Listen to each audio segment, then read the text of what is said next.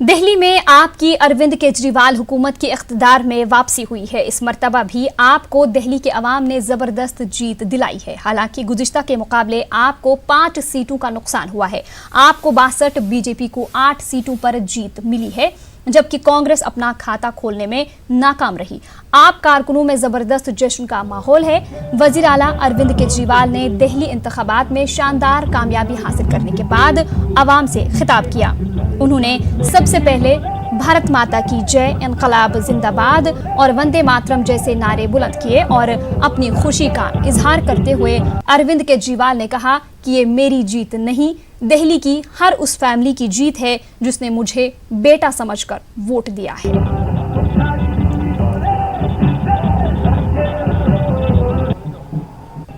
दिल्ली वालों, गजब कर दिया आप लोगों ने।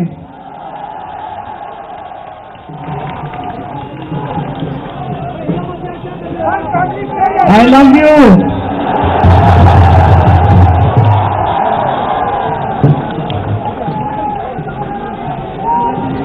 दोस्तों, मैं सभी दिल्ली वासियों को तहे दिल से शुक्रिया अदा करना चाहता हूं कि उन्होंने तीसरी बार अपने बेटे पे भरोसा किया। ये जीत मेरी जीत नहीं है, ये सभी दिल्ली वासियों की जीत है। ये दिल्ली के हर उस परिवार की जीत है जिसने मुझे अपना बेटा समझ के, जिन्होंने मुझे अपना बेटा मान के हमें जबरदस्त समर्थन दिया, इतना वोट दिया। ये हर उस परिवार की जीत है जिनको अब दिल्ली में 24 घंटे बिजली मिलने लगी है। ये हर उस परिवार की जीत है जिनके बच्चों को अच्छी शिक्षा मिलने लगी है। ये हर उस परिवार की जीत है जिनके लोगों का दिल्ली में अस्पतालों में अच्छा इलाज होने लगा है। दिल्ली के लोगों ने आज देश में एक नई किस्म की राजनीति को जन्म दिया है, एक नई राजनीति को जन्म दिया है जिसका नाम है काम की राजनीति। दिल्ली के लोगों ने अब संदेश दे दिया कि वोट उसी को जो स्कूल बनवाएगा। दिल्ली के लोगों ने संदेश दे दिया, वोट उसी को जो मोहल्ला क्लिनिक बनवाएगा। दिल्ली के लोगों ने संदेश दे दिया, वोट उसी को जो 24 घंटे बिजली देगा। वोट उसी को जो सस्ती बिजली देगा, घर घर को पानी देगा, हमारे मोहल्ले में सड़क बनवाएगा। दोस्तों, ये एक नई किस्म की राजनीति है, एक नई किस्म की राजनीति की आज शुरुआत हो रही है। ये देश के लिए बहुत शुभ चीज है, ये देश के लिए बहुत शुभ संदेश है और यही राजनीति हमारे देश को 21वीं सदी में ले जा सकती है। प्रभु का बहुत बहुत धन्यवाद। और हम सब लोग दिल्लीवासी प्रभु से यही कामना करते हैं कि आने वाले 5 साल में भी हमें इसी तरह से दिशा दिखाता रहे, हमें शक्ति दे कि जैसे पिछले 5 साल हम लोगों ने लग के दिल्ली वासियों की सेवा की, अगले 5 साल भी हम सब दिल्ली के 2 करोड़ लोग, हम सब दिल्ली परिवार के 2 करोड़ लोग मिलके अपनी दिल्ली को एक बहुत ही अच्छा और सुंदर शहर बना सकें। वहीं इस बीच मनीष सिसोदिया ने आपको जबरदस्त जीत दिलाने के लिए दिल्ली के अवाम का शुक्रिया अदा किया। उन्होंने मजीद कहा कि केजरीवाल ने मुल्क को हुकूमत का एक मॉडल दिया है। कहना चाहता हूं कि ये केजरीवाल जी को तीसरी बार मुख्यमंत्री बनाने के लिए दिल्ली की जनता ने जो प्यार लुटाया है, ये वास्तव में देश में केजरीवाल जी ने गवर्नेंस का जो मॉडल दिया, एजुकेशन का जो मॉडल दिया, जिसमें देशभक्ति का मतलब है लोगों के लिए काम करना, देशभक्ति का मतलब है लोगों के बच्चों के लिए शिक्षा देना, स्वास्थ्य देना, बिजली पानी की सुविधाएं देना। ये देशभक्ति का एक मॉडल, ये राष्ट्रवाद का एक मॉडल केजरीवाल जी की गवर्नमेंट से पिछले 5 साल में निकला है और आज दिल्ली की जनता ने राष्ट्रवाद का मतलब काम करने वाली सरकार चुना है। ये जब तक कौमों को लड़ाने में काम करते रहेंगे, जब तक ये काम करने की राजनीति नहीं करेंगे, ये हारेंगे। और अब आइए नजर डालते हैं अरविंद केजरीवाल के सियासी सफर पर।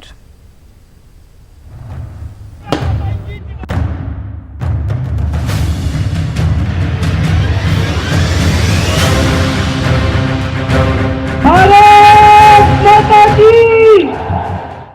21वीं सदी के हिंदुस्तान ने ऐसा इनकलाब नहीं देखा था। एक दुबला पतला छोटे कद वाले 35 साला शख्स ने इनकलाब बर्पा कर दिया। नाम अरविंद केजरीवाल। इस शख्स की खासियत ही यही थी कि ना इस शख्स ने कोई हथियार उठाया, ना ही किसी बड़े सियासतदान के चरण छुए। बस हाथ में झाड़ू लेकर 21वीं सदी की सियासत को चैलेंज कर दिया। हरियाणा के सिवानी में पैदा हुए अरविंद केजरीवाल ने IIT खड़गपुर से मैकेनिकल इंजीनियरिंग की डिग्री हासिल की। IRS रहे केजरीवाल सियासत में कदम रखने से कबल दिल्ली में महकमे इनकम टैक्स में जॉइंट कमिश्नर के ओहदे पर फायज थे। इस ओहदे पर रहते हुए केजरीवाल वो सामाजिक काम नहीं कर पा रहे थे जिसके लिए वो जाने जाते थे। लेकिन जिंदगी ने केजरीवाल को एक मौका दिया और वो लोकपाल के लिए शुरू किए गए अन्ना आंदोलन से जुड़ गए। उस वक्त ये किसी ने नहीं सोचा था कि मुल्क में एक आंदोलन से पैदा हुई चिंगारी को केजरीवाल भयानक आग में तब्दील कर देंगे।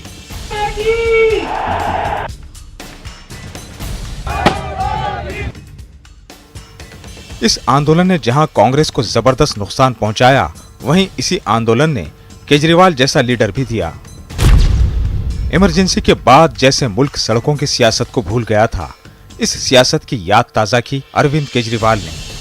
अपने कुछ भरोसामंद साथियों के साथ अरविंद केजरीवाल ने सन 2012 में आम आदमी पार्टी तश्कील दी। उसके बाद तो जो हुआ पूरी दिल्ली ने देखा। सड़कों पर झाड़ू लिए हजारों लोग केजरीवाल के पीछे चलने लगे।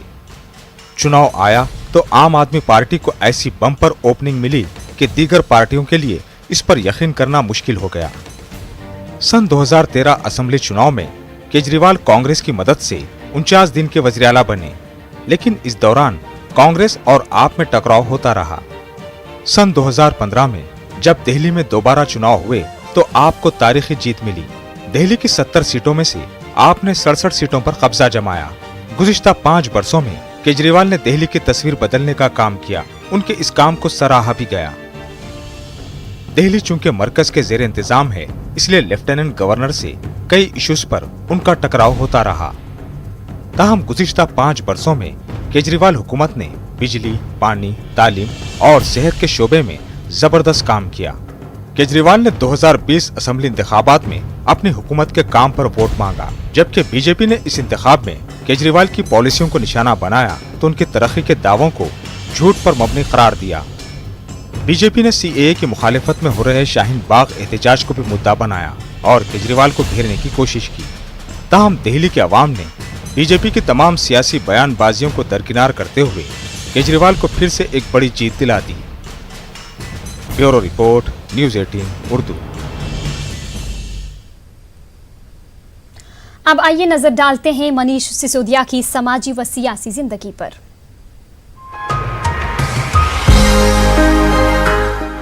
सहाफत से सियासत तक का सफर करने वाले मनीष सिसोदिया दिल्ली में सरकारी स्कूलों की काया पलट करने के लिए हमेशा याद रखे जाएंगे। मनीष सिसोदिया एक स्कूल टीचर के बेटे हैं।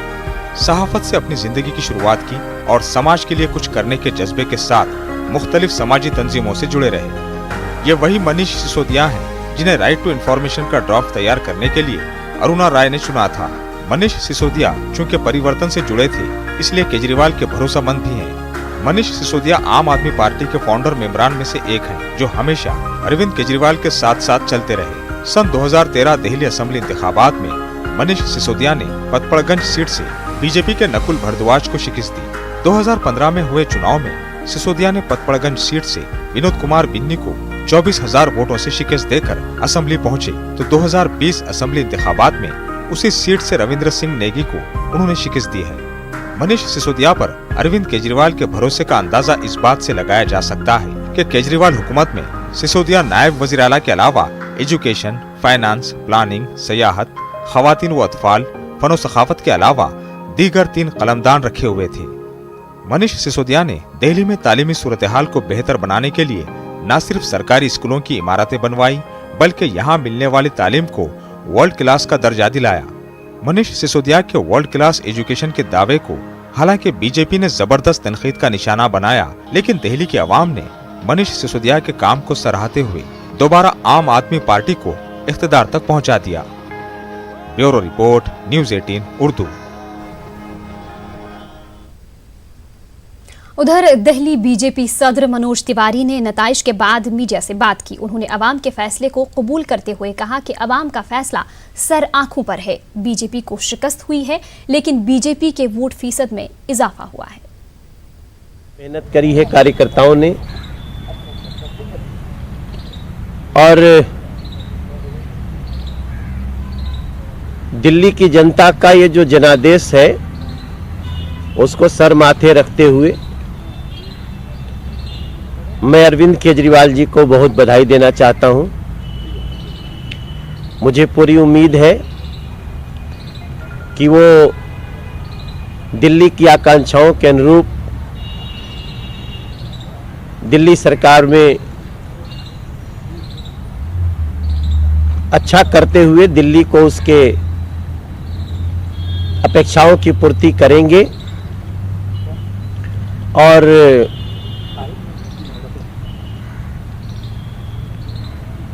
हमने अपने हिसाब से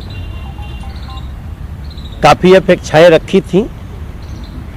हमारी अपेक्षाएं खरी नहीं उतरी, मन निराश भी होता है, लेकिन यही धैर्य का समय होता है। और मैं अपने सभी कार्यकर्ताओं को बोलूँगा, निराश नहीं होना है दोस्तों, भाइयों बहनों। दिल्ली की जनता ने जो अपना जनादेश दिया है कुछ सोच समझ के ही दिया होगा। अच्छी बात यह है थोड़ी सी इस निराशा में भी कि बीजेपी को 2015 की अपेक्षा परसेंटेज काफ़ी बढ़ा है। 2015 में 32% वोटिंग थी हमारे पक्ष में, बीजेपी के पक्ष में। अभी 38.78% है। हम लोग अपनी पूरी तन्मयता से जो सांसद के रूप में और भी जिस रूप में बीजेपी को समर्थन है दिल्ली का, उस रूप में हम लोग अपना और भी बेस्ट करने की कोशिश करेंगे और हम आशा करेंगे कि आगे दिल्ली में ब्लेम गेम कम हो और काम ज्यादा। वहीं बीजेपी लीडर परवेश वर्मा ने कहा कि मैं दिल्ली के अवाम के फैसले को कबूल करता हूं, पर हमें ये दुख है कि हम दिल्ली सरकार की कमियों को अवाम तक नहीं ले जा सके।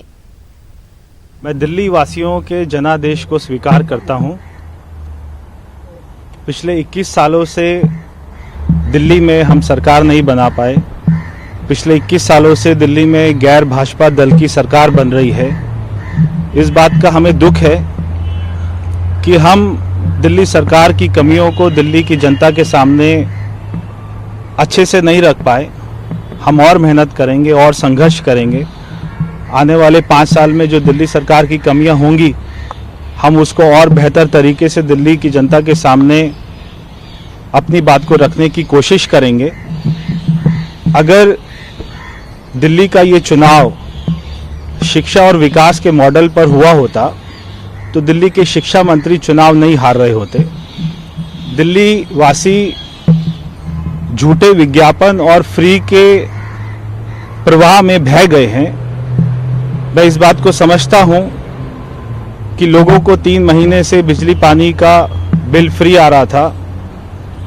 हमारी दिल्ली की महिलाओं को बसों में फ्री की यात्रा हो रही थी, मगर ये जो भी हो रहा था ये 3 महीने से हो रहा था। मगर मैं फिर भी दिल्ली की जनता को शुभकामनाएं देता हूं। मैं उनके जनादेश को बधाई देता हूं आने वाले 5 साल हमारे कार्यकर्ता और मेहनत करेंगे। इस चुनाव में भी कार्यकर्ताओं ने दिन रात मेहनत करी है।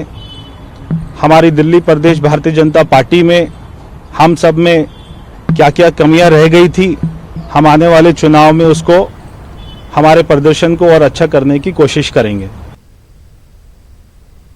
कपिल मिश्रा ने अरविंद केजरीवाल को मुबारकबाद दी। उन्होंने कहा कि आज जीतने वालों का दिन है, उन्हें मुबारकबाद देना चाहिए। उन्होंने बीजेपी को मिल रही लगातार शिकस्त के लिए खुद एहतिसाबी करने पर जोर दिया। पहले मैं अरविंद केजरीवाल जी को और आम आदमी पार्टी को इस शानदार जीत की बधाई देना चाहता हूं और मेरे को लगता है कि आज जीतने वालों का दिन है, उनको बधाई देने का दिन है। और भारतीय जनता पार्टी के सभी कार्यकर्ता जिन्होंने पूरे उत्साह के साथ और पूरे जोश के साथ दिल्ली में काम किया है, दिल्ली के घर घर तक पहुंचे हैं, मोदी जी की और अमित शाह जी के जो संदेश था उसको पहुंचाने की कोशिश की है, मेरे को लगता है उन सबका आभार करने का दिन है। और ये स्वीकार करने का दिन है कि लगातार 5वीं बार हम लोग दिल्ली में विधानसभा का चुनाव हारे हैं, तो कहीं ना कहीं कोई जनता की ऐसी अपेक्षा जरूर है जो हम पूरी नहीं कर पा रहे हैं। कहीं ना कोई कनेक्ट जनता से ऐसा होना जरूरी है जो शायद हम लोगों की समझ में नहीं आ पा रहा है या हम जुड़ नहीं पा रहे हैं, तो उसको आने वाले दिनों में जरूर रिव्यू करेंगे। लेकिन आज अरविंद केजरीवाल जी को, आम आदमी पार्टी को, सभी विजयी प्रत्याशियों को बहुत बहुत बधाई और भाजपा के सभी कार्यकर्ताओं का हृदय से आभार। इस बीच केजरीवाल की जीत के बाद उनके अहल खाना में खुशी का माहौल है। हमारे नुमाइंदे ने उनकी अहलिया और बच्चों से खास बात की। दिल्ली में अरविंद केजरीवाल ने एक ऐतिहासिक जीत हासिल की है और इसे पहले से भी ज़्यादा ऐतिहासिक इसलिए कहा जाएगा क्योंकि पिछली बार जब वो 2015 में आए थे तो दिल्ली की जनता को एक सपना दिखाया था, लेकिन इस बार उनके उस सपने को पूरा किया है एक विश्वास जिसको दिल्ली की जनता ने वोट किया है। और आज हमारे साथ हैं जिन्हें कहा जा सकता है कि जिनका जन्मदिन भी है और जन्मदिन के दिन सबसे बड़ा तोहफा भी उनके पति और दिल्ली की जनता ने दिया। हमारे साथ हैं सुनीता केजरीवाल जी, अरविंद केजरीवाल जी की पत्नी। सुनीता जी, पहले तो आपको बहुत बहुत शुभकामनाएं आज के दिन की। Thank you so much. और दिल्ली की जनता ने आज आपको बहुत बड़ा तोहफा दिया है। सीरियसली प्राउड ऑफ दिल्ली, सच की जीत कराई है और मेरे को इससे बड़ा तोहफा नहीं मिल सकता था। आपके पति का भी बहुत बड़ा योगदान है इस तोहफे को दिलाने में। वो तो है, बिल्कुल है उनका। और जनता जनार्दन है, जनता ने उसको बिल्कुल सपोर्ट किया है, जनता ने काम पर वोट दिया है। हस्बैंड ने काम किया, जनता ने सपोर्ट किया, जीत हो गई। सुनीता जी, बहुत मुश्किल होता है महिलाओं के लिए ये सहन कर पाना। भले ही पति आपके राजनीति में आ गए लेकिन वो पेशेवर राजनीतिज्ञ नहीं थे, इसलिए आदत भी नहीं होगी जिस तरीके के आरोप प्रत्यारोप लगते हैं। और इस बार तो चुनाव प्रचार में आपके पति को आतंकवादी कहा गया, हिंदू विरोधी कहा गया।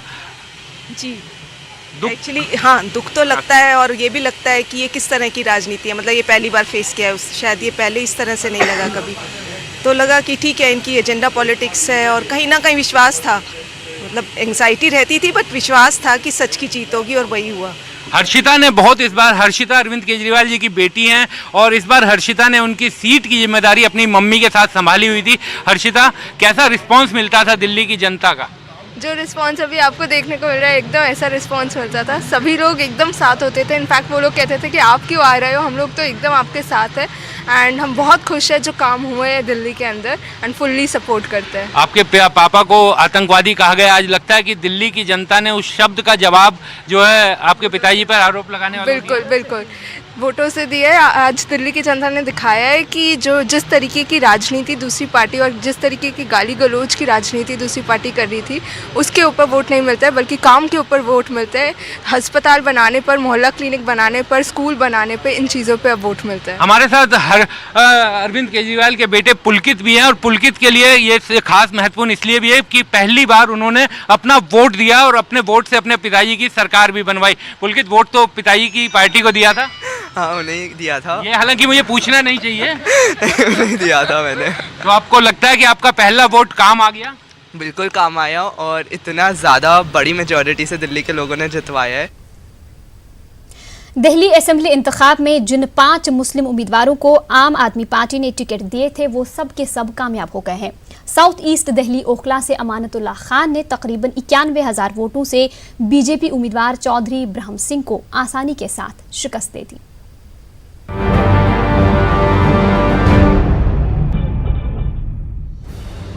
दिल्ली असेंबली इंतखाब में जिन 5 मुस्लिम उम्मीदवारों को आम आदमी पार्टी ने टिकट दिए थे वो सब के सब कामयाब हो गए। इस मर्तबा 5 मुस्लिम उम्मीदवार कामयाब हुए हैं। आम आदमी पार्टी के टिकट पर सेंट्रल दिल्ली बल्ली मारान से इमरान हुसैन ने बीजेपी उम्मीदवार लता को 36,000 से जायद वोटों से शिकस्त दे दी है। वहीं सेंट्रल दिल्ली मटिया महल से शोएब इकबाल ने बीजेपी उम्मीदवार रविंदर गुप्ता को 50,000 से जायद वोटों से शिकस्त देकर बड़ी कामयाबी हासिल की है। नॉर्थ ईस्ट दिल्ली सीलमपुर से अब्दुल रहमान ने बीजेपी उम्मीदवार कौशल कुमार मिश्रा को 36,000 से जायद वोटों से शिकस्त दे दी है, जबकि नॉर्थ ईस्ट दिल्ली मुस्तफाबाद से हाजी यूनुस ने बीजेपी के जगदीश प्रधान को 20,000 से जायद वोटों से शिकस्त से दोचार कर दिया है।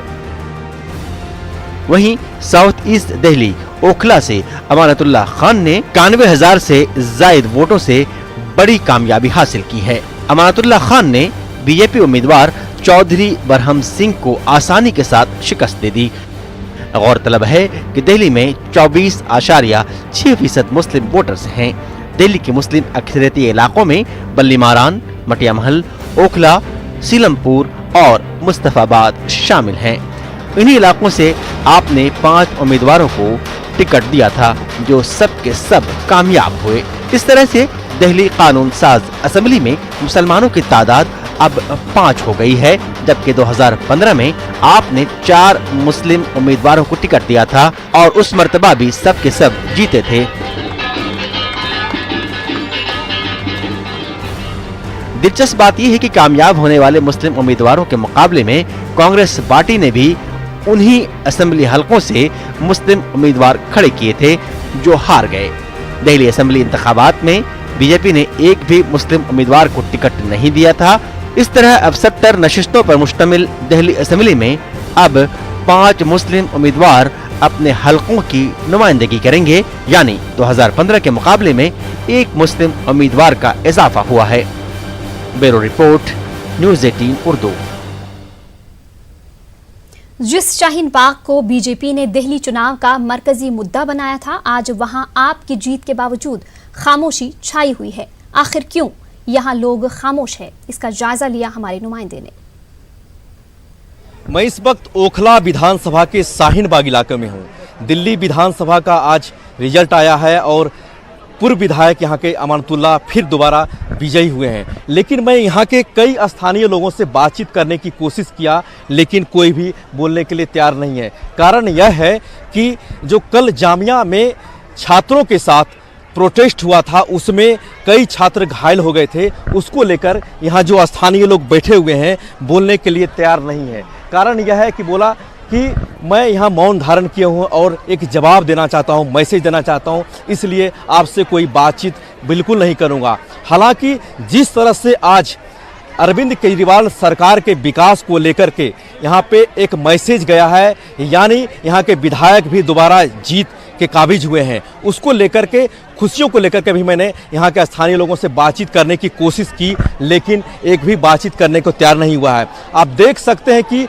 वही 60 दिन पहले, यानी 2 माह पहले जो यहाँ महिलाएं और बच्चे बैठे हुए थे, वही उत्साह में आज भी कोई कमी नहीं है। हालांकि जिस समय इन्होंने स्टार्ट किया था प्रदर्शन, उसको लेकर के जो यहाँ के दिल्ली का तापमान था काफ़ी कम था, लेकिन यह फरवरी का महीना है, वही जज्बा, वही जुनून आज भी बरकरार है। आप देख सकते हैं कि ये वही इलाका है जो पिछले 2 महीना से यहाँ महिलाएं और बच्चे यहाँ बैठे हुए हैं। हम चाहेंगे कि अपने दर्शकों को दिखाएं कि लगातार यहाँ पे अपनी मांगों को लेकर के बैठे हुए हैं, और आज जबकि दिल्ली विधानसभा का रिजल्ट आया है, उसके बावजूद भी ये बोले कि आज बोलने का है समय है, लेकिन बोले कि नहीं, जिस तरह से कल जामिया के छात्रों के साथ पुलिस ने लाठीचार्ज किया है, उसमें कई छात्र घायल हो गए हैं, उसको लेकर के आज हम मौन धारण किए हुए हैं। कैमरामैन नरेश सैनी के साथ निरंजन सिंह, न्यूज़ 18 दिल्ली। महाराष्ट्र के रियासती वजीर आदित्य ठाकरे ने दिल्ली नताइज का खैर मकदम किया और दिल्ली के अवाम और केजरीवाल को मुबारकबाद पेश की। के नतीजे आए हैं, मुझे लगता है हर एक ने अभी विकास पे फोकस करना चाहिए। मैं किसी पार्टी के किसी भी चुनावी मुद्दे पर नहीं बोलूँगा, क्योंकि अभी दिल्ली ने नतीजा दिया है। अभी चुनावी मुद्दे छोड़ के अभी काम करे, जो प्रॉमिसेस थे उसको फुलफिल करे।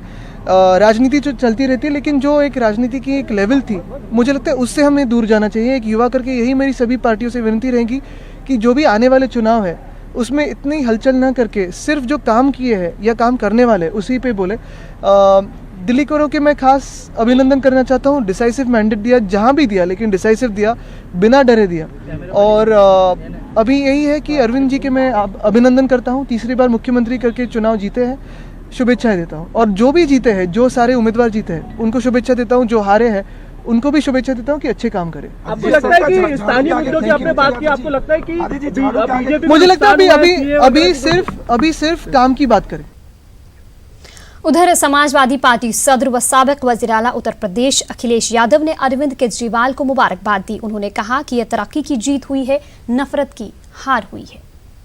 अरविंद केजरीवाल जी को बधाई दूंगा, उनके विकास को बधाई दूंगा, उनके काम को बधाई दूंगा और सबसे ज्यादा धन्यवाद दूंगा दिल्ली की जनता, जिन्होंने विनाश की राजनीति को नकार दिया, धोखे की राजनीति को नकार दिया। जो नफरत फैलाने की राजनीति भारतीय जनता पार्टी कर रही थी, उसको समझाने का काम दिल्ली की जनता ने किया है। इसलिए अरविंद केजरीवाल जी को बधाई और साथ ही साथ उनके कार्यकर्ताओं को बधाई, जिन्होंने तमाम सांसद, विधायक जो गली मोहल्लों में पड़े रहे, उनसे भी उन्होंने मुकाबला किया है। इसलिए ये चुनाव देश की राजनीति में संदेश दे रहा है कि आने वाले समय में विकास की राजनीति होगी, रोजगार की राजनीति होगी, कैसे हमारा देश प्रदेश खुशहाली के रास्ते पे जाए, उसकी राजनीति होगी। एनसीपी लीडर नवाब मलिक का दिल्ली इंतखाबात के नताइज पर क्या कुछ कहना है, आइए देखते हैं। असेंबली इंतखाबात में आपने बड़ी कामयाबी हासिल की। हमारे साथ नवाब मलिक हैं, जो कि महाराष्ट्र में माइनॉरिटी अफेयर के मिनिस्टर हैं, इसके डेवलपमेंट मिनिस्टर हैं और एनसीपी के जो है वो कद्दावर नेता है। नवाब भाई, एक बात ये बताइए कि जो इंतखाबात के नताइज आ रहे हैं फिलहाल, महाराष्ट्र पे क्या असर पड़ने वाला है इसका? देखिए, भारतीय जनता पार्टी देश में हार रही है तो निश्चित रूप से देश में जो राजनीति के असरात होंगे वो महाराष्ट्र में भी होंगे। भारतीय जनता पार्टी का पैसा, घमंड, भारतीय जनता पार्टी की मजहबी जज्बात पर राजनीति करना पूरी तरह से लोगों ने नकार दिया। मोदी जी ने 2 मीटिंगें ली, अमित शाह जी ने 44, 45 नड्डा ने, 270 एमपी, सारे मुख्यमंत्री, देश भर के एमएलए, मंत्री, लाखों कार्यकर्ता घूम रहे थे बीजेपी के। लोगों ने जो नफरत की राजनीति है, धर्म के नाम पे लड़ाने की, उसे नकारा है। तो अगर वो हारी है राजनीति, पूरे मुल्क में इसके असरात होंगे। मोदी जी तो कह रहे थे कि एंटी नेशनल के खिलाफ वोट डालो, उनकी बात मान के लोगों ने वोट दिया और आज नतीजा आ गया कि बीजेपी को जनता ने एंटी नेशनल घोषित कर दिया। लेकिन क्या आपको लग रहा है कि जो सीएए और एनआरसी के खिलाफ जो प्रोटेस्ट हो रहा है जामिया मिल्लिया इस्लामिया शाहीन बाग में, वो भी कहीं ना कहीं असरअंदाज साबित हुआ इस पूरे इलेक्शन में? देखिए, जो मोदी जी की नीति है, बीजेपी की नीति है, कहीं ना कहीं जो मेजॉरिटी है उसको कहीं ना कहीं साथ जोड़ने के लिए माइनॉरिटीज के खिलाफ माहौल बनाना, वो माहौल बना रहे थे।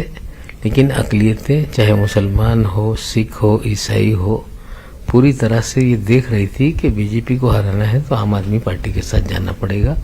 हमें लगता है उसके असरात तो है, उसे नकार नहीं जा सकता। उधर तृणमूल कांग्रेस ने दिल्ली इंतखाबात के नताइज पर बात करते हुए कहा कि बीजेपी बातें विकास की करती है, पर विकास कहाँ है और कौन है कुछ पता नहीं।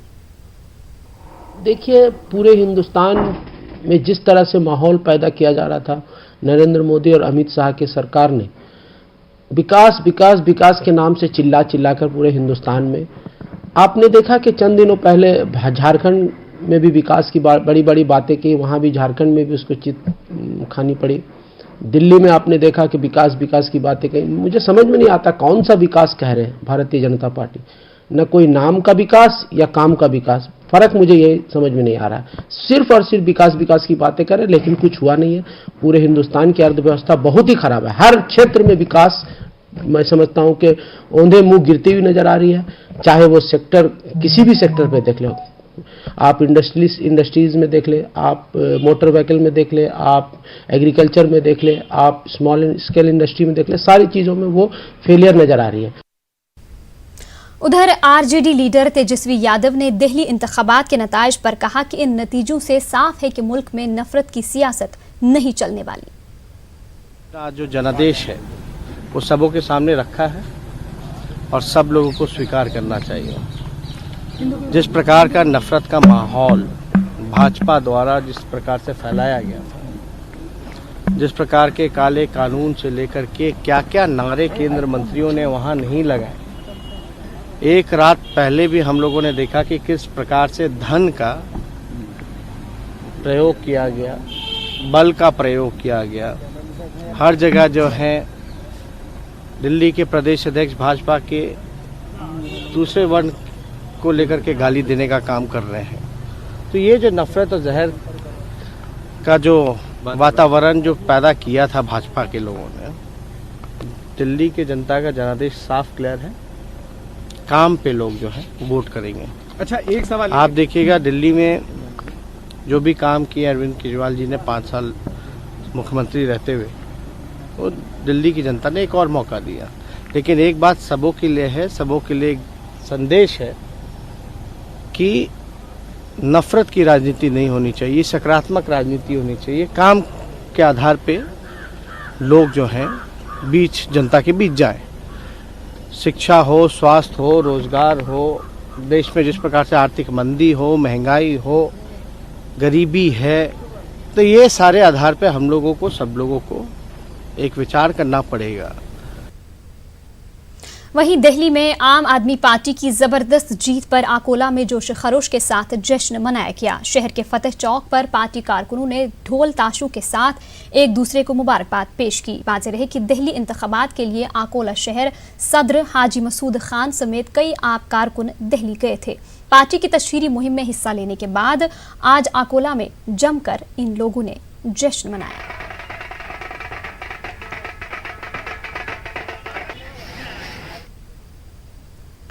उधर इलाहाबाद में भी आम आदमी पार्टी के इख्तिदार में वापसी पर जमकर खुशी मनाई गई। शहर के मरकजी इलाके सिविल लाइंस में आम आदमी पार्टी के मकामी सदर अल्ताफ अहमद की क़यादत में कारकुनान ने जीत का जश्न मनाया। इस मौके पर पार्टी कारकुनान ने ढोल ताशे के साथ रक्स किया और आतिशबाजी की।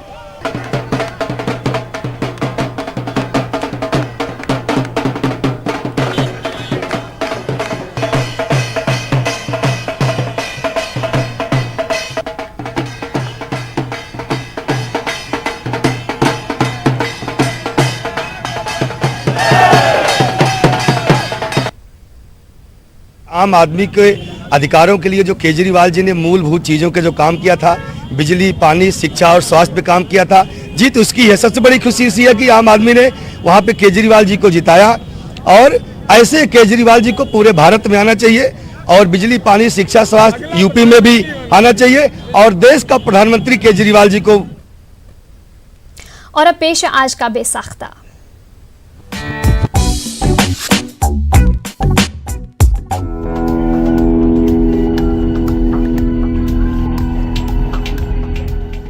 तकसीम की आदत थी, किसी काम न आई। तकसीम की आदत थी, किसी काम न आई। जो उनकी सियासत थी, किसी काम न आई। तकसीम की आदत थी, किसी काम न आई। जो उनकी सियासत थी, किसी काम न आई। जहरीली जबानों ने भी नाकाम किया है। सदियों की हिमाकत थी, किसी काम ना आई। तकसीम की आदत थी, किसी काम ना आई।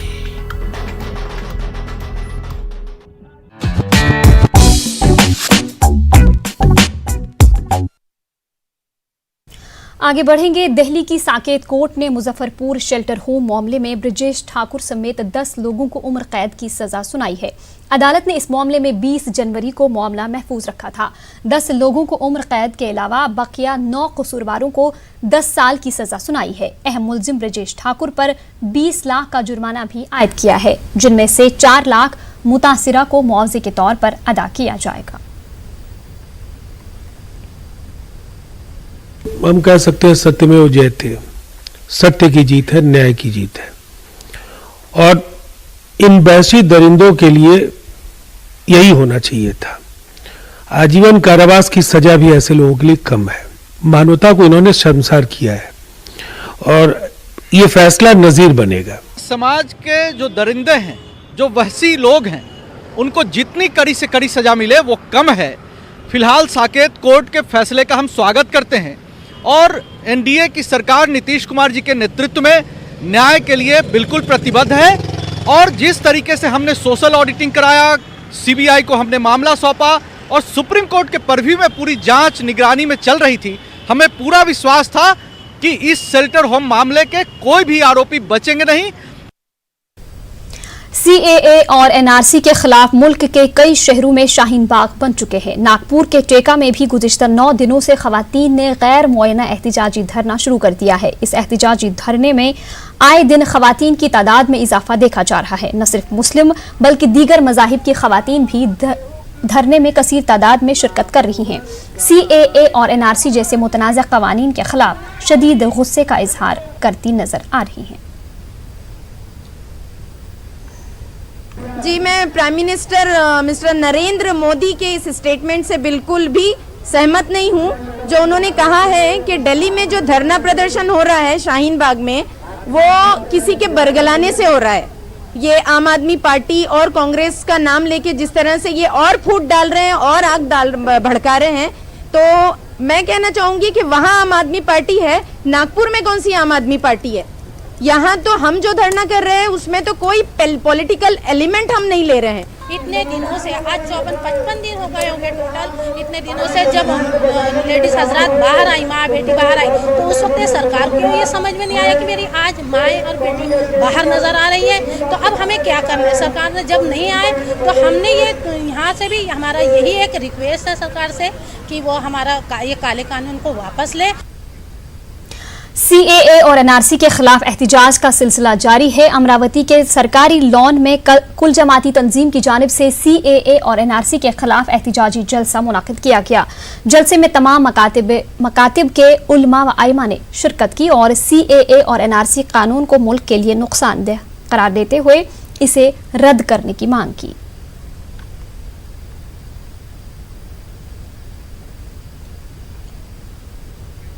उधर मालेगांव शहर में शाहीन बाग की तर्ज पर शुरू किए गए एहतिजाज को 20 दिन मुकम्मल हो चुके हैं। सुन्नी काउंसिल और शहर की सुन्नी जमातों के बैनर तले हुसैन सेठ कंपाउंड जुना आगरा रोड पर यह एहतिजाज जारी है। एहतिजाजी खवातीन ने अनोखे अंदाज में अपना चरखा साथ लेकर एहतिजाज में शिरकत की और मामूल के मुताबिक सूत तैयार करते हुए एहतिजाज दर्ज करवाया। यहाँ कवाली के भी प्रोग्राम का इनेकाद किया गया था। हम लोगों ने जो एहतिजाज किया है कि जब 20 दिन हो चुके तो जो हमारी खवातीन है जो गरीब तबके से भी ताल्लुक़ रखती है और उनकी रोजी रोटी भी वही है, और फिर गांधी जी ने भी इतनी चरखा चलाया और वो चला करके वो भी देश के कामों में लगे रहे। और आज हम भी यानी आप लोग देख सकते हैं कि हमारी ये जो माएँ और बहनें हैं जो अपने रोजगार को यहाँ ले करके यानी उस चरखे को लेकर आई हैं और वो भी धरने में भी शामिल हैं और फिर यानी गांधी की उस तारीख को भी दोहरा रही है कि वक्त तो पड़ने पर हम और भी आगे कुछ कर सकते हैं। शहरियत तरमीमी कानून एनआरसी और एनपीआर के खिलाफ एहतिजाज का सिलसिला जारी है। मुल्क के दीगर रियासतों की तरह महाराष्ट्र के अजला में दिल्ली के शाहीन बाग की तर्ज पर शाहीन बाग बनाकर लोग एहतिजाज कर रहे हैं।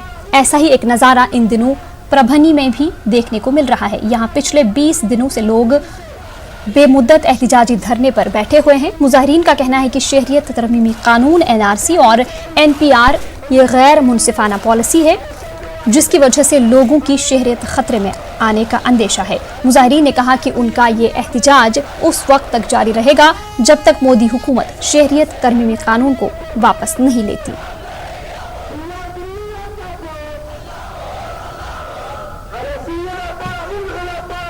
जैसे हमारे गृह मंत्री ने सीएए बस पहले सीएबी था, सीएबी को एनआरसी से जोड़कर बतलाया, इसलिए पूरे हिंदुस्तानी नागरिकों के दिल में डर और भय का माहौल है कि हमने देखा पिछले दिनों में जो एनआरसी आसाम में हुआ उसमें जो भारतीय आसामी मुख्यमंत्री थे वो उससे वंचित रहे। एनआरसी की लिस्ट में उनका नाम नहीं आया। जिसने यानी करगिल की लड़ाई लड़ी और हिंदुस्तान की बॉर्डर की हिफाजत के लिए 30 साल लड़े, उसका नाम एनआरसी की लिस्ट में नहीं आया। तो हिंदुस्तानी सब के सब ये समझ रहे हैं कि यहाँ पर जो रहने वाले नागरिक है उनको परेशान करने के लिए और हिंदुस्तानी हुकूमत की, मौजूदा हुकूमत की जो गलत पॉलिसियाँ हैं, जिसकी वजह से जीडीपी का यानी तनासुब बिल्कुल डाउन होता जा रहा है, रोज़गार बिल्कुल ख़त्म होता जा रहा है और यहाँ की फैक्ट्रियाँ बंद होती जा रही है और महंगाई आसमान छू रही है। तो हुकूमत ने पूरे नागरिकों को और पूरे भारतीय हिंदुस्तानियों को परेशान करने के लिए, लाइनों में और कतारों में खड़ा करने के लिए ऐसा बिल लाया है। ये एनपीआर, एनआरसी और सीए के आड़ में हमारे पूरे देश को लूटने की साजिश जो है ये बीजेपी सरकार कर रहा है। हाल ही में पेश हुआ बजट में आपने देखा है कि 2 लाख करोड़ जो है ये डिसइन्वेस्टमेंट किया जाएगा, मतलब इस देश की संपत्ति जो है उसका प्राइवेटाइजेशन करके लूटा जाएगा। ये बात बजट ने साफ कर दी है।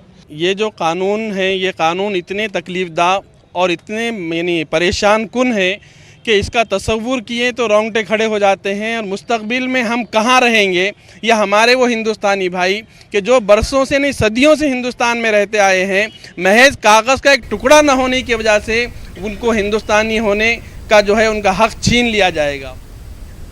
आज महाराष्ट्र के उदगीर में सीएए की मुखालफत में वकला ने रैली का इनेकाद किया। इस रैली में शहर के बेशतर वकला ने हिस्सा लिया। खातून वकला ने भी शहरियत तरमीमी कानून की मुखालफत में निकाली गई रैली में बढ़ चढ़कर हिस्सा लिया। इस मौके पर सीएए की मुखालफत कर रहे वकला ने इस कानून को आईन के खिलाफ करार दिया। एहतिजाजी वकला ने सीएए को समाज को तकसीम करने वाला कानून करार दिया और मरकजी हुकूमत से इस कानून को वापस लेने का मुतालबा किया।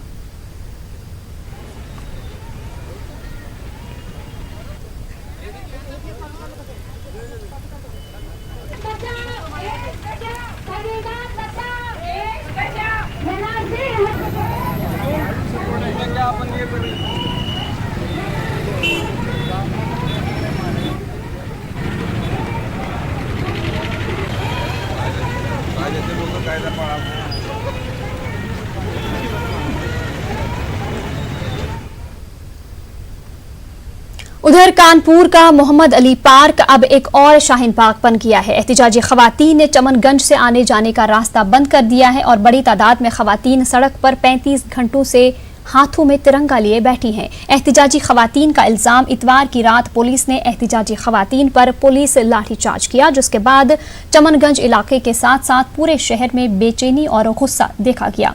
इसके रद्द अमल में खवातीन मोहम्मद अली पार्क के बाहर धरने पर बैठ गई हैं और धरना ना खत्म करने के लिए बजिद हैं।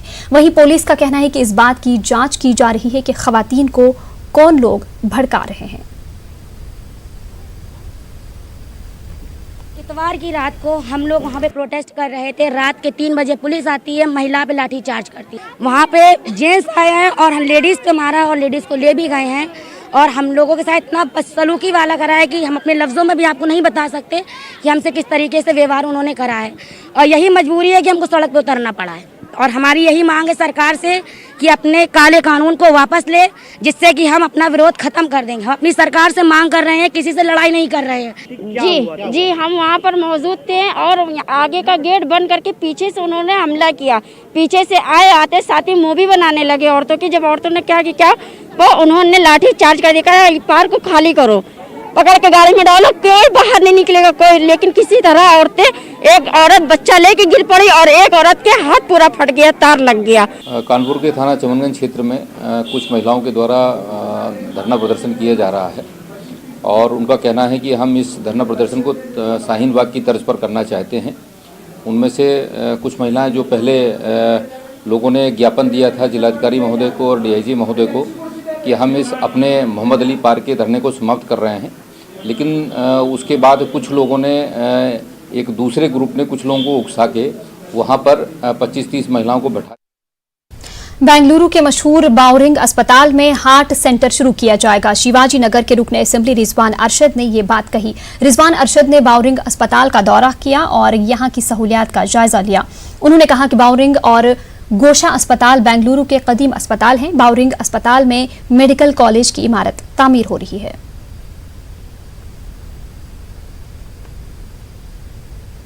और गोशा हॉस्पिटल एक बहुत कदीम हॉस्पिटल है। कई सालों से बेंगलोर शहर के लोगों की खिदमत करते आ रहा है और इस हॉस्पिटल को बहुत अच्छे तरीके से लोग चला रहे हैं, लेकिन बहुत सारी सहूलियात फराहम करना और भी ज़रूरी है। और हमारी ये कोशिश रही कि जल्द से जल्द एक अच्छा हार्ट इंस्टीट्यूट वहाँ आए, ताकि लोगों को क्योंकि हार्ट एक बहुत स्पेशलाइज्ड सब्जेक्ट है,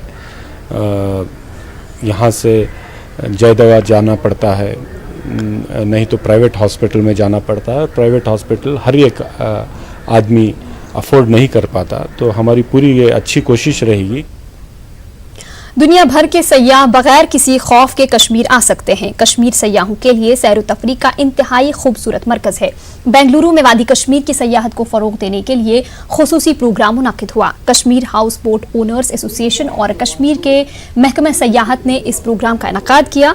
इस मौके पर कश्मीर के अहम सयाहती मराकज की जानकारी फराहम की गई। हाउस बोट ओनर्स एसोसिएशन के सदर हामिद वांगू ने कहा कि बेंगलुरु से कश्मीर के लिए रास्त परवाज मौजूद है।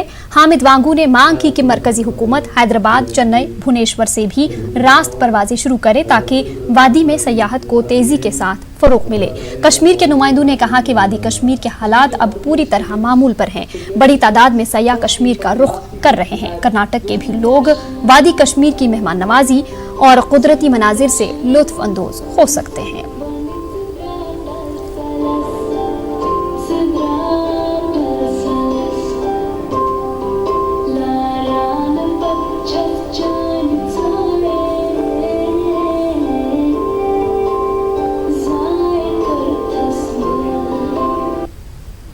हालात ठीक थे, आज भी हालात ठीक है और आइंदा भी इंशाल्लाह हालात ठीक रहेंगे। हालात बिल्कुल पीसफुल है, आपको चिंता करने की कोई ज़रूरत नहीं है। खुशकिस्मती से बेंगलोर से फ़्लाइट है श्रीनगर, वो रेगुलर रहनी चाहिए और बल्कि बढ़ानी चाहिए ताकि कर्नाटका के जितने भी टूरिस्ट हैं उनको आसानी हो जाए। बल्कि कर्नाटका ही नहीं, बेंगलोर ही नहीं, चेन्नई से भी चलनी चाहिए, हैदराबाद से भी चलने चाहिए। जो मशहूर है वहाँ का हैंडीक्राफ्ट है, इतना पॉपुलर है, वर्ल्ड में पॉपुलर है वो। वहाँ पर सीनिक ब्यूटीज़ के बारे में आपने देख लिया होगा। यहाँ पे बहुत सारे आपने स्लाइड्स भी देखी हैं, पिक्चर्स भी देखी हैं, वीडियोस भी देखे, उसका कोई कंपैरिजन नहीं है। गंडोला राइड्स के लिए अब वहाँ पे आना चाहें, वहाँ पे गंडोला राइड्स भी है। जो एडवेंचर स्पोर्ट्स में से लोग जुड़े हुए हैं उनके लिए भी वहाँ पर जो है हमारे पास बहुत कुछ है। बाइकिंग है, स्कीइंग है, फिर हॉर्स राइडिंग है। कश्मीर एक पीसफुल एरिया है, इसमें कोई शक नहीं। पास्ट क्या हुआ था, पास्ट कश्मीर आज 5 साल पहले क्या था और आज क्या है। और हम लास्ट ईयर से यहाँ आए हैं, यहाँ बेंगलोर में, और ये उम्मीद लेकर कि यहाँ कर्नाटक के लोग आए कश्मीर। और कश्मीर हम कहना चाहते हैं कश्मीर बहुत सेफ़ है, बेटर बाकी स्टेटों से ज़्यादा सेफ़ है। क्योंकि हमारी जो मैशत है सिटी की श्रीनगर की 90% टूरिस्ट पर ही है, क्योंकि हमारा एक सियाहती मरकज़ है कश्मीर। तो उसी की वजह से गवर्नमेंट भी कोशिश कर रही है लोगों को टूरिस्ट का ध्यान बढ़ाए कि कश्मीर आने के लिए। तो हम भी उसी में एक कदम उठा रहे हैं कि टूरिस्ट आए, वहाँ सेफ़ है। मैं तमाम जो बेंगलोर के लोग हैं उनको ज़रूर कहना चाहूँगा कि भूल जाइए रशिया, अमेरिका, ऑस्ट्रेलिया, जाइए कश्मीर, टूरिज़्म को बूस्ट कीजिए और कश्मीर की जो मेहमान नवाजी है उसका लुत्फ़ उठाइए और उसका सबसे भरपूर मज़ा लीजिए। 20वीं सदी के जदीद उर्दू दानिश्वर, अदीब और शायर बाकर मेहदी का नाम आपने ज़रूर सुना होगा। आज उनका 93वां योम पैदाइश है। उनकी शख्सियत के बारे में आप देखिए रिपोर्ट। हमें दीजिए इजाज़त। आदाब। मुझे दुश्मन से अपने इश्क सा है, मैं तन्हा आदमी की दोस्ती हूं। जाने क्यों उनसे मिलते रहते हैं, खुश वो क्या होंगे जब खफा ही नहीं।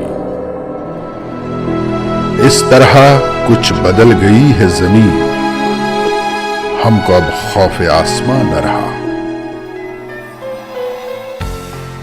बागियों के बागी शायर बाकर मेहदी के ये चौंका देने वाले अशार गवाही देते हैं कि उर्दू के इस मुनफरिद शायर ने अपने लिए गजल का एक अलग ही असलूब तराशा था। और ये इनफराद सिर्फ गजल तक ही महदूद नहीं था, नज्म और नस्र में भी मिसरे और जुमले ये ऐलान करते महसूस होते हैं कि हमारा खालिक कोई और नहीं, बाकर मेहदी है। बाकर मेहदी 11 फरवरी 1927 को उत्तर प्रदेश में लखनऊ के नजदीक वाका मर्दुम खैज कस्बे रुदौली के एक खुशहाल तालीम याफ्ता जमींदार घराने में पैदा हुए। उनके वालिद जाफर मेहदी उर्दू मरसिए के नामवर शायर थे। उन्होंने रज़्म रुदौलवी के कलमी नाम से शोहरत पाई थी। सौतेली वालिदा भी शेर कहती थी और दीगर अजीजों को भी ये शौक था। इस तरह बाकर मेहदी को बचपन से ही एक अदबी और शेरी माहौल मिला था। इब्तदाई तालीम उन्होंने रुदौली में ही पाई। इंटरमीडिएट के लिए अलीगढ़ मुस्लिम यूनिवर्सिटी में दाखिल हुए। वहां से बीए करके माशियात में एमए करने के लिए वापस लखनऊ आ गए। लेकिन एमए के बाद घर के जागीरदाराना माहौल और मजहबी नजरियात से दिलो दिमाग में पलती आ रही बेजारी और इख्तिलाफ के तहत घर वालों से उनका झगड़ा हो गया और वो जायदाद के तमाम हुकूक वगैरह से दस्तबरदार होकर घर से निकल गए। शहरों शहरों काम की तलाश में घूमे और आखिर में उन्होंने मुंबई में मुस्तकिल सकूनत हासिल कर ली। तरक्की पसंद मुसन्निफीन की अंजुमन से उनकी जहनी कुर्बत बढ़ गई और वो इस तहरीक के अदीबों के साथ उठने बैठने लगे। राजेंद्र सिंह बेदी, अख्तरुल ईमान, सरदार जाफरी और जानिसार अख्तर से उनका रब्त ज़ब्त बढ़ता गया। लेकिन जब उन्हें महसूस हुआ कि अंजुमन को कम्युनिस्ट पार्टी की तंजीम बनाने और इसे कम्युनिज्म के जेर असर लाने की कोशिश चल रही है, तो वो इससे अलग हो गए। रवायत से बगावत अदबी तख्लीकात में भी उनका वतीरा बनी रही। उनके शेरी मजमूए काली गज़लें, काली नज़में, काले कागज की नज़में, शहर आरज़ू और टूटे शीशे की आखिरी नज़्म इसका सबूत है। उन्होंने बहुत से तनकीदी मज़ामीन भी लिखे जिनके मजमूए आगही व बेबाकी, तनकीदी कशमकश और शेरी आगही के नाम से छापे गए। दोस्तों में बाकर मेहदी की तुनक मिजाजी और बरहमी मशहूर थी, लेकिन वो इतने जज्बाती और रकीकुल कलब भी थे कि तक़सीम वतन के दिनों में जब उनके दोस्त और मशहूर अदीब खलीलुर रहमान आज़मी को चलती ट्रेन से फेंक दिया गया तो उनके गम में खुद भी जान देने के लिए ट्रेन से कूद पड़े। ये इत्तेफाक ही था कि वो जिंदा बच गए और खलीलुर रहमान आज़मी को जख्मी हालत में ढूंढकर अस्पताल ले जाने में कामयाब रहे। इस तरह एक अजीम अदीब की जान बच गई। आखिरी बरसों में बाकर मेहदी फालिज के शिकार हो गए। कुव्वत गोयाई चली गई। अस्पताल न जाने की जिद पकड़े रहे और 25 सितंबर 2006 को मुंबई में ही इंतकाल कर गए।